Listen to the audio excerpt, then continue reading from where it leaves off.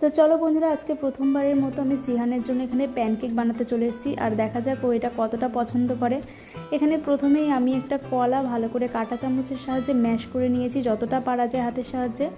তার মধ্যে দিয়ে দিয়েছি একটা ফ্যাটানো ডিম, আর এখানে আমি দিয়ে দিয়েছি একটুখানি আটা। তোমরা চাইলে কিন্তু এটা ওটস দিয়ে বানাতে পারো, ওটস দিয়ে বানালে এটা আরও হেলদি হবে।